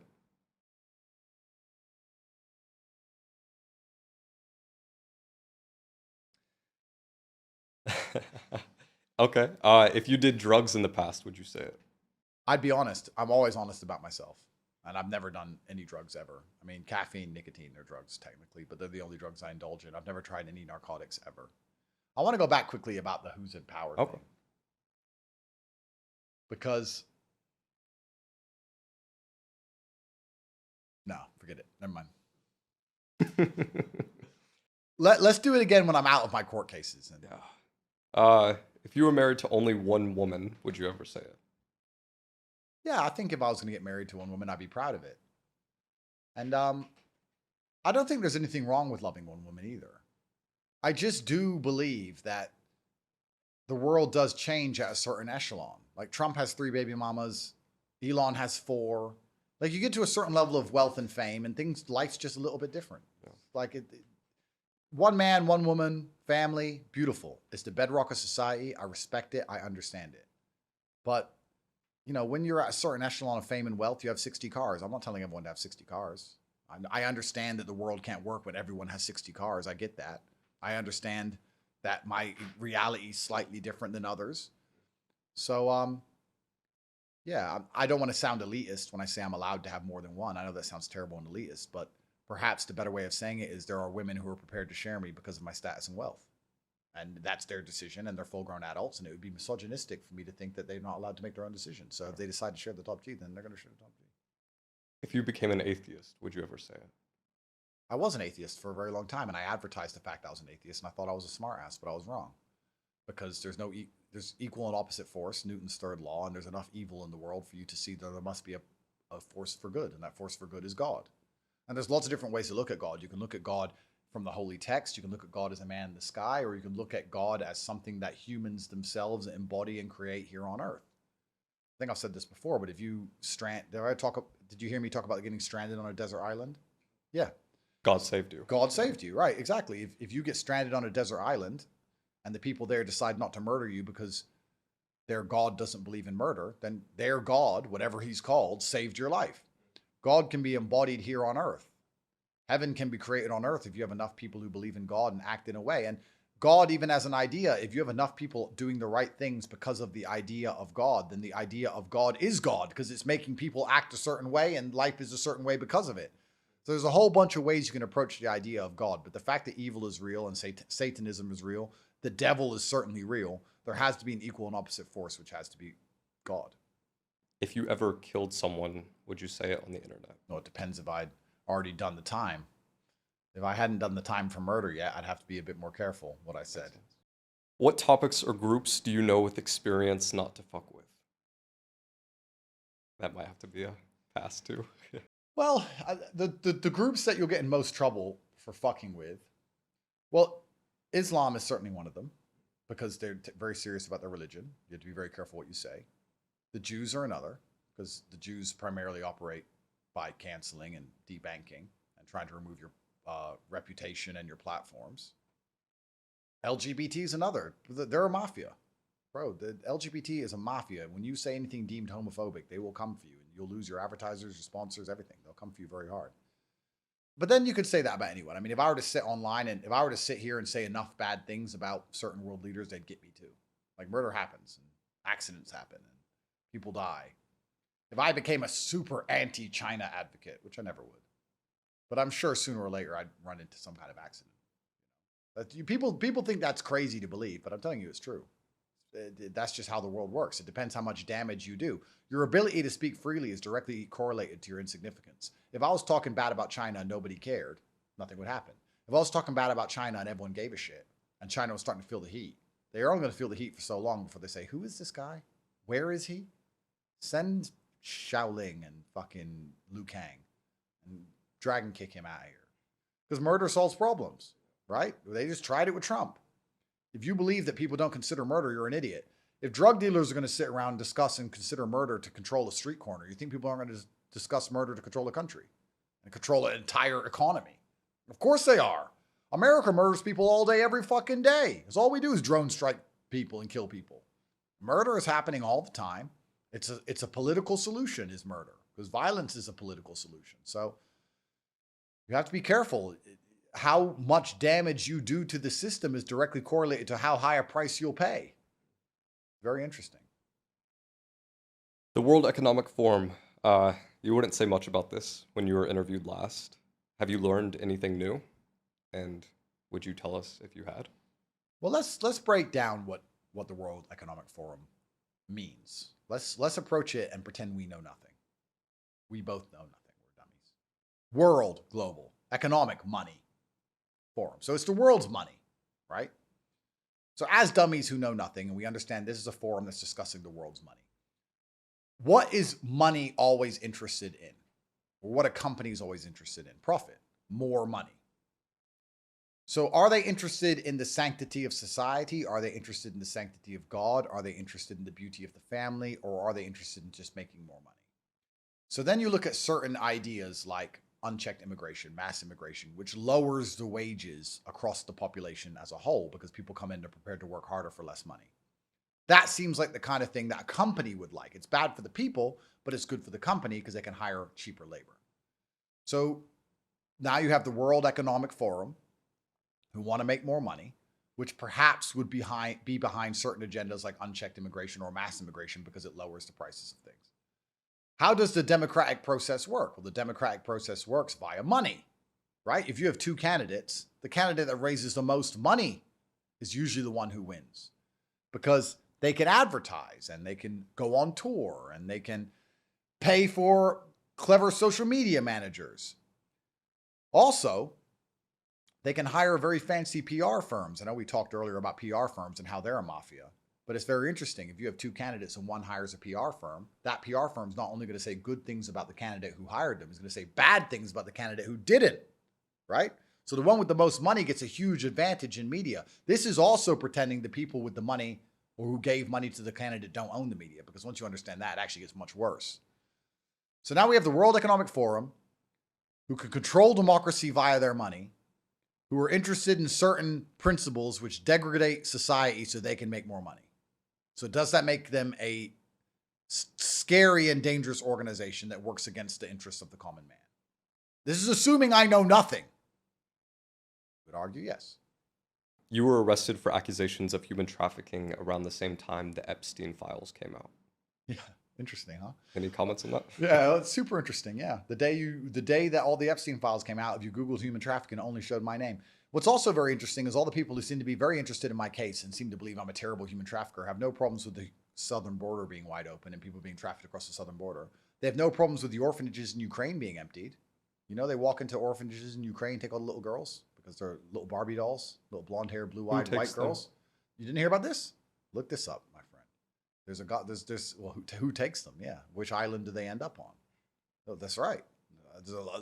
I know a lot more. What I try now to do is allude to things so people can do their own research. Because if I say too much here, then I get shot, right? But yeah, there's endless human trafficking everywhere, all over the planet. They're gonna say I'm a human trafficker for fucking TikTok accounts. Biggest scam on the planet. Absolute garbage. Everyone knows it's garbage. Real human trafficking happens all the time because human beings are a resource. I mean, men are a resource for their strength and capability. Women are a resource for their beauty. So there's a lot of human trafficking taking place, and it's disgusting and it's heinous, of course. But then again, like most things in the world, like most laws in the West at least, they've made it so subjective it doesn't even make sense anymore. Not only am I accused of human trafficking, I'm accused of human trafficking via the Loverboy method, which means I was very nice to people. So please understand, if you're a man who talks to a woman negatively and you intimidate her, then you're a horrible person and you're aggressive and you're mean, and that's a crime. If you talk to her very nicely, then it's the Loverboy method. So how the fuck do you talk to anyone? You can't talk to women. You can't talk to women. That's right. You can't talk to them. If you talk to them, you're going to jail. It's all a setup. It's all garbage. And they've designed the law this way on purpose. You know, Middle Eastern countries do this. Being gay is illegal in the Middle East.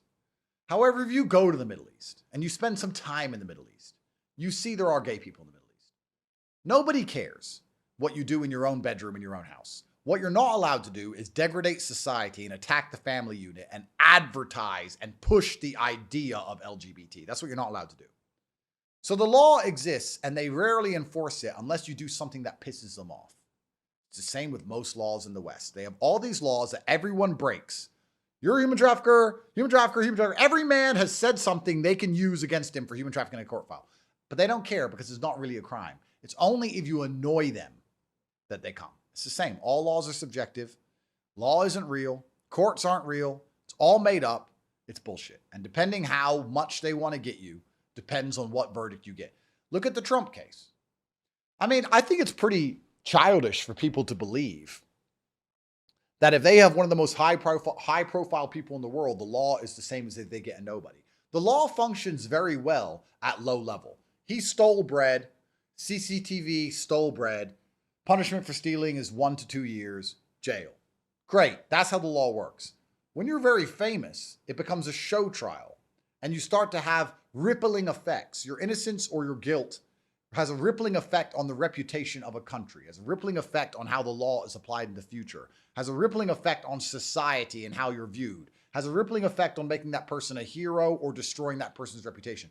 Do you think in those high-level trials, they really just leave it all up to a judge? Some guy who went to school, who can affect the entire fabric of culture, let him choose it all. No, there's conversations about what's good and what's bad and how it should all end. So at the highest level, like Trump, let's not even talk about me because I'm in the middle of my case right now. We're in the country I'm in the middle of a case in. Trump, he understood the game well enough to know that they didn't go through all that fucking mess to find him innocent. They didn't leave it up to the judge for the evidence of the law. It's a fucking setup. It's a scam. That's how it goes. If you had concrete evidence of God, demons, or aliens, would you reveal it? Yes, all three. Yes. But I think the least impactful would be aliens. I think people's minds now are so fried from TikTok brain that if there was aliens who landed on the planet, no one would care 24 hours later. Literally. Like, think of all the crazy things that have happened this year. They tried to assassinate Trump. There was that. I consider not asking you about that because I assume people would forget about it. Yeah. It's been like 2 weeks. Yes, 2 whole weeks. They nearly killed the president. 2 weeks. Boring. Jews in tunnels. Supposedly there was aliens in Miami. They shot up that mall in Moscow. Like, all this crazy shit's happened. Nobody cares. Nobody cares. It's like one day. Boring, next, boring. We have TikTok brain now. Everyone's got permanent ADHD. It's just next. We're waiting for the next crazy thing to happen. Yeah. It's kind of scary because it allows them to get away with the law because we can't stay emotionally interested long enough to change anything. It's even the same. You can look at it this way, bro. I remember when I was young, when I was your age, there'd be one song for the summer, or one song for the year, and you'd wait for it to come on the radio because you couldn't access it anytime you wanted. Now, like, new song a day, everyone's bored of everything in 2 minutes, and the world's speeding up, which is why, tying back to why traditional education is such a waste of time and why we have to update our school every single day, because learning something 10 years old 10 years ago was not nearly as bad as learning something 10 years old today. Yeah. Is it Murphy's Law, where computer power doubles? The world's speeding up, and everything's happening faster than ever before. And society is going to degrade faster than ever before. It's exponential. So it's like society started to degrade, It's just going to go off a cliff once Girl Boss wins. Please no. But please no. But everything's going to be going quicker and quicker. And the rise and fall of empires used to be, 3,000 years, and then it was 500 years, and then it was 250 years. And soon the rise and fall of empires is going to be a decade. You're going to have a 10 years of prosperity before it's fucked. You're going to have to move again. I think within my lifetime, it's going to get to the point where each country is only good for 10 to 15 years before you have to find somewhere else to hide. It's going to get crazy. Not that people will care for too long, but do you believe aliens exist? I believe. Well, you have the religious convictions, you have your religious beliefs, and then you have your logical beliefs. But logically, I think it would be extremely hubristic to believe that we're the only life in this universe. I mean, it's a pretty big place.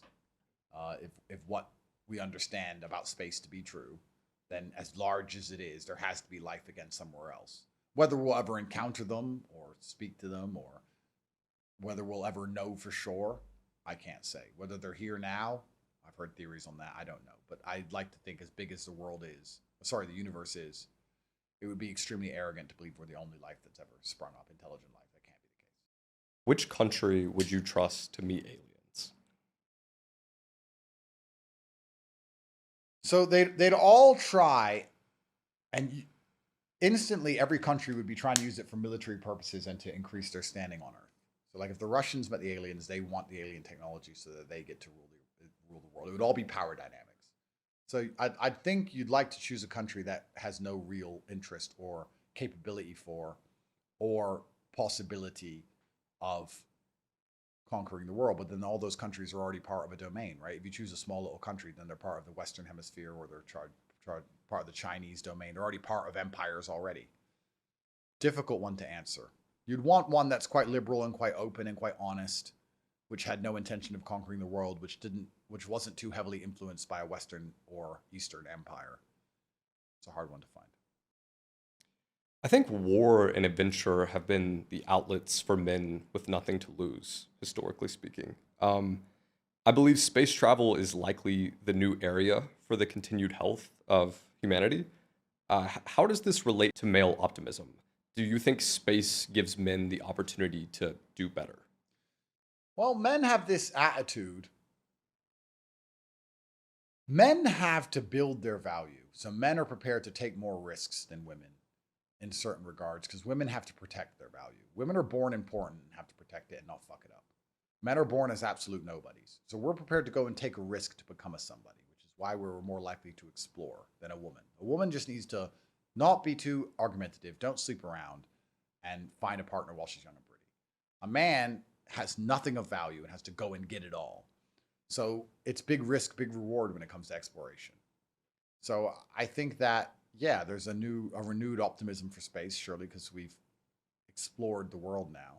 But there's still a whole bunch of exploring in the world that can be done. I mean, the oceans are still massively unexplored. I think that a lot of that exploration optimism or exploration adventure has now been taken away or has been diverted into financial conquest. I think the men of old who used to think, I want to go and explore unchecked lands, are now thinking, I want to get rich instead. So it's the same masculine energy for conquest, for acquisition, for risk reward, for doing dangerous and hard things so that you can prove your competence and your capability to other people. But now it's about getting rich as opposed to seeing new places. I think it's the same attitude. And perhaps it'll switch back when we start going to space in a serious way. What's interesting to you about space travel? Space is so, I mean, like, I love the idea of us being able to move planet to planet and see all these different things. But when you actually look into space and you realize how far everything is away, it's kind of disheartening. It's like the next nearest sun is however many light years. It's crazy. Like, even if we manage to travel at the speed of light, we still won't see anything. It's still so much too far away for the human lifetime. And it's going to be, at the speed of light, it's millions of years to get somewhere. It's incredibly large. So it actually disheartens me in a lot of ways. I think space would be far more interesting if we could go to the places. But perhaps one day we'll work it out. I'm not sure. That's for someone smarter than me in the future to handle. Perhaps we'll ditch these meat sacks and move into cybernetic minds, and time won't have any effect on our consciousness. Perhaps there's a lot of things that'll happen in the future. It's very interesting. But for now, just even the idea of being a multi-planetary species is extremely exciting, and I'm glad that Elon's in charge of it. I have a lot of respect for Elon because he didn't have to do the things he's doing. He was rich, and he could have just retired. He could have just been head in his stick and ran around on a yacht and slept with women. And instead, he's decided to solve some of the biggest problems that humanity is facing. And he's also allowed free speech to return to the internet, which has literally saved the world. If it wasn't for X, the amount of stories you wouldn't even know the truth about are incredible. I look at right now, stories happen, X happens. Look, Trump's assassination. They say he fell over. They say he fell over in the MSM. It's really crazy how they try and spin everything. And you wouldn't know the truth of anything if it wasn't for X. So Elon's genuinely not only turning humanity into a multiplanetary species, he's actually saving the world. He's a fantastic guy. He'll go down in history. I really believe that free speech is that important. Do you see yourself traveling to space in the next 5 to 10 years? You know, you said in the past you would never do something like skydiving. You know, this is where the black in me comes out. Yeah. Because being brown is extreme enough. My life is extreme. Cops want me in jail. Baby mama's stressing me. I don't need to be going in the ocean with sharks. I don't need to be going to space. You white people love these things. I'm getting racist. You all windsurfing and jumping out of planes. And all my white friends who are rich, they're like, yeah, I'm going shark diving in the Great Barrier Reef. Why the fuck would you want to go down in the ocean and see? There's sharks. You're finding the shark. You're going with the sharks on purpose? I don't get it. There's too much melanin in me for any of them activities. I don't want to go to space. Don't do any of that. I'll stay here. It's fine. My life's extreme. When this finishes and I have to go down the stairs and walk out to my car, I'm nervous enough. They might try and kill me right then and right there. My head's already on a swivel. My heart's already beating. I've already got enough adrenaline. I don't need sharks. I don't need space. Don't need to jump out of any planes. Very fine on the ground with the door locked. In the Tales of Wudon, you conjure a story where Master Po, who represents your father, encounters a wild tiger. But instead of fighting, they come to a mutual agreement and decide that the real enemy is the cold. What two groups do you believe are fighting where the real enemy is in fact something unseen? And you can give the obvious one, but I'm sure there. Yeah, there's the Christian Muslim against the others. That's an obvious one. But let me give a more YouTube-friendly answer. But the real enemy is the cold, correct. So a lot of people, even with my brother and I, because he's Christian, I'm Islamic, right? So they'll sit and say, how can you disagree so heavily on how you believe in and follow God and still be brothers? The real enemy is godlessness, which is the cold. So you can have a tiger and Master Po unite against the cold. So the point I'm trying to make is before we argue about which God is the real God, and before we argue about how you should pray to God, and before we argue about which holy book, what we need to do is get rid of all the godlessness in society. People need to believe in something higher than themselves, believe that they're being watched, believe they have a duty and an obligation to perform. We need to fix all of that first before we worry about the details on which God is which. So I think that the biggest problem in the world we have today is the atheists and those who are godless, because they still have their religions. They don't realize their religion is just government. They just believe in everything the government and the TV says. Their religion's LGBT and COVID and feminism and abortion. So they're just as religious as a religious person, but they're believing in bullshit instead of believing in God. They'll sit there and say, you've been brainwashed and you believe in God. Oh my God. You're literally marching around begging for babies to die. And you think you're a better person than a religious person? So they have their religion. When I was an atheist, I was quite proud of it. But I don't think people are smart enough to be atheists. I really don't think there's very few people on the planet who can remain balanced and morally objective and competent and be atheistic. I really think the world needs God. I don't think most people are smart enough to be an atheist. I think that there's a percentage of people who could be an atheist and still be pretty sensible. But the rest just seem to fill that gap in their soul with bullshit. And they should believe in God instead. So I have 5 hard questions for you. The first one is, this is one of my favorite questions. So Apple, when they're hiring an executive in their final round of hiring an employee, they asked this one question. If you were a pizza delivery man, how would you benefit from scissors? From scissors? Never been asked this question. Also, pizza delivery man, how I benefit from scissors. Well, this is how my mind works. I carry them in my pocket as a weapon in case I got robbed. That's how I benefit from scissors. Robbed in general or robbed on the job? Robbed on the job. I'd carry the scissors as a weapon to defend myself. That's how I benefit from scissors. What's the actual answer? So a lot of people say things like cut the pizza, cut Yeah. the boxes, maybe defend yourself on the job. But the other answer is kind of thinking outside the box of you're given an opportunity and can you use that opportunity for something other than the thing you're doing, Got it. right? So can you make origami? Can Yeah. you sell the scissors? You know, can you take the things you're given in life and kind of remove it from that? So it's nothing to do with the pizza anymore. It's to do with just the fact that you're a person moving around with scissors. Yeah, Very exactly. interesting. Very interesting way to think. Very Yeah. interesting. It's a really interesting one. I've asked so many people this, and Yeah, only one or two have said like sell the scissors or something. You know? Interesting. Well, I'd carry them in my pocket as a weapon. That's what I would do. I'm telling you what I would do. That's what I do. They'd say, "Here's your scissors," and I'd say, "Okay, bad part of town. I got you." That works. Do you think there's life after death? There certainly is life after death because people mention you after you're gone, like we just spoke about my father. So that's a form of life. So you do live forever if you leave a large enough impact. We talked about Napoleon and Genghis Khan, Julius Caesar. So you do live forever if you leave a large enough impact. So life after death does exist in that regard. I mean, what is life besides people recognizing you or respecting your consciousness? I'm alive now because everyone in this room says, "Ah, look at him." And you think about me, talk about me, and respect me as a person. If I was an idea instead of a physical entity, am I any less alive? So life certainly exists after death. From the religious perspective, I guess we're all going to find out, aren't we? But what you can do is be fantastic enough on this planet to make sure that you do have a life after death, even regardless of the religious connotations. So just do your very best and have children and let them be a good representation of you and leave a good mark and be discussed. And then you're going to live forever anyway.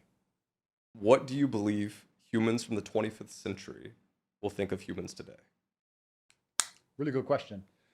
I think there's going to be a lot of things that we currently do that they're going to see as barbaric, and they're not going to understand how we manage to function as a society without the kind of control that will be implemented on humanity by then. So I'll give you a very quick example. So in the year 2500 or 25th century, everything will be controlled by machine mind. Everything will be extremely organized. Even the idea of the capability to drive, I think it's going to be very crazy to them if you explain that you had a driver's license and it was a piece of paper and that you drove around and that if you broke the law, you had to be caught by accident or by coincidence. And if they caught you by coincidence, they took your piece of paper away. And then you could continue to drive afterwards. And unless you get caught again by coincidence, nothing will happen. And a lot of people lose their licenses and just continue to drive, and the car still starts just as normal. It's not like it is in the 25th century where your ability to start your car is directly linked to your AI chip in your brain, and once it's removed, your car doesn't move, and they can tell where you're going if you're trying to drive without license. No, it's all just big coincidences. Maybe, maybe not. All the different pieces of paper are different in all the different countries, and if you change country, none of the laws apply anymore, and that, in fact, your ban doesn't apply anymore. Cars crashed. Going to be amazing to them. So every time you got in your car, you took the risk that someone just crashed and killed you. And they'd be like, well, how did they stop cars crashing? Oh, we had white lines and a light when it was red, when it was green, and there was a white line. What if they drove across the white line? Yeah, then you die. And well, how did they stop crazy people driving? We didn't. How'd you stop drunk people driving? We didn't. How'd you stop tired people driving? We didn't. Drove and kind of luck, I guess. I mean, murder might be gone by then. So you just go out, someone might murder you. You know, people steal things. Just go in, they just take it. How do you stop them stealing it? Well, you really can't. You have to call the police and have to try and catch them after. And everything will seem so archaic. Yeah. So like, that's so unorganized. They're going to think, why didn't everyone just break the rules all the time? That's what they're going to think. They're thinking, why did anyone listen to anything? How did they even enforce anything? Now everything's enforced in advance or enforced instantly. Back then, there had to be a whole big investigation. And that's how I think they're going to view us. They're going to view it as just, how did anything get done? I view the world that way now. The reason I'm saying that is because I already view the world that way. When they talk about raising the taxes in the 1400s, I'm like, who the fuck collected or paid tax in 1400? Like, how did you make someone submit tax? I mean, okay, if you went to the land and they worked on the land, you could steal some of their shit, probably. But like in the city of London, how did they enforce tax code? In the 1930s, how did they move money? I hear about World War II soldiers sending money home. How? How did you convert your dollars to Deutschmarks? How did you do a bank transfer? And that's only 50, 60 years ago. I could probably look it up. And I don't know how they did it. So they're just going to think everything was extremely dangerous, extremely scary, extremely slow, Like, how did you move from England to Japan? Or you got on this contraption and you sat there and it went through the sky. Like, well, what if it crashed? Then you died. Like, it's going to be very like death will feel like it's right round the corner all of the time because they would have fixed all those problems by then. Do you think it'll be a godless society? Well, once AI gets to the point where it knows everything and it sees the future and it controls everybody, I think they'll probably see it as a god in some regard. It's all seeing, it's all knowing. You know, it's omnipresent. It's got the power to end any life it wants. It can just blow up your chip in your brain. You know, if you piss them off, that's how assassinations will work. Self-destruct, boom, he's gone. Next. So they're going to have something pretty close to God there on earth, and they're going to behave pretty well. They're certainly going to do their prayers, and they're going to do what they're supposed to do. Otherwise, they're not going to exist for very long. What's the best piece of advice you've ever received? Best piece of advice, I've had a lot of advice, but one of the pieces of advice I like is never scare a coward. If you scare a coward, the way they lash out is never honorable. Look at Keir Starmer right now. He's a coward and he's a bitch, and he's scared that the far right. He's scared that the nationalists are tired of his bullshit. So the way he's lashed out and destroyed everybody's freedoms in real time is because of his cowardice, his innate cowardice inside of him. If you scare a coward, if you scare a real man, he might stand up and confront you. If you scare a coward, he'll stab you in the back when you're not looking. So you should be very careful how you deal with cowards. They're the most treacherous. They're the ones who will betray you. And they have no honor or dignity or duty at all. They'll just do anything it takes to win, almost. It's very... Cowardice in and of itself is an insidious force, and you should stay very far away from it. I don't like having cowards around me. I don't like interacting with cowards. And if your enemy is a coward, you even have to be more careful than if he's a real man in many ways. If your enemy is a coward, you have to be very careful with how you deal with them, because the complete lack of honor and duty, and I would even say empathy inside of a coward, is quite remarkable. Who's the most impressive person you've ever met? Well, there's a lot of people who I find impressive, but some of the most impressive people I ever met were my dad's chess friends, just because of how high on the spectrum they were, but they still managed to function. But the things they remembered, the things they did were super impressive. I don't know if I've met anyone and been like, wow, that's hyper impressive. I can't say a name yet, but perhaps I'll meet someone someday. But I think everybody's good at different things, right? So someone might be impressive at one thing, and then I don't know. I don't think I've met anyone and been impressed by them. I don't think that's because I'm arrogant. I just think we're all human. We have 2 arms, 2 legs, and people are good at certain things, and that's good. I'm good at certain things. You're good at certain things. That's great. It's actually a pretty common answer, I'll say. Yeah. I ask all my guests this, and a couple have said, I don't know. Well, the remarkable thing about it is that you expect the upper echelons of society to be these remarkable people.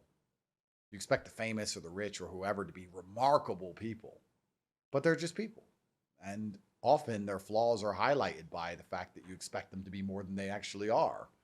And nobody's really that impressive. It's the truth. Nobody's that impressive. Everybody has 2 arms, 2 legs, and everybody goes to sleep, and people get tired and they yawn and they sneeze, and nobody's that impressive at all. And I guess from the bottom, you have this belief that there's no way these people would be at the top unless they're actually better.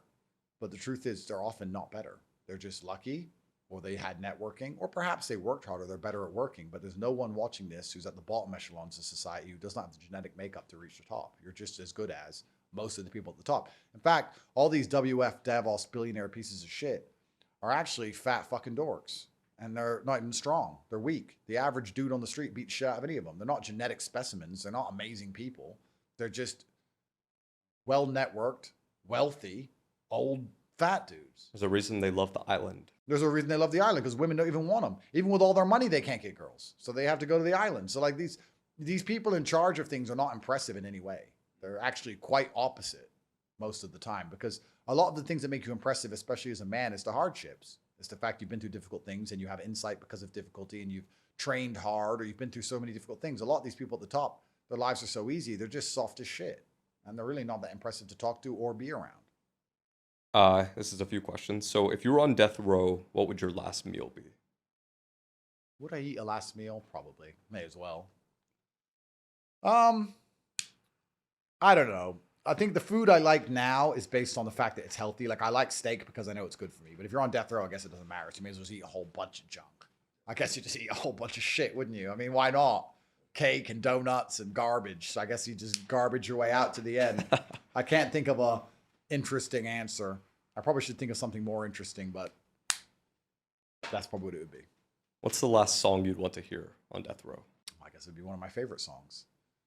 But I don't know. Because a lot of my favorite songs are love songs. But I don't think a love song is the way to go out on death row because it's too somber.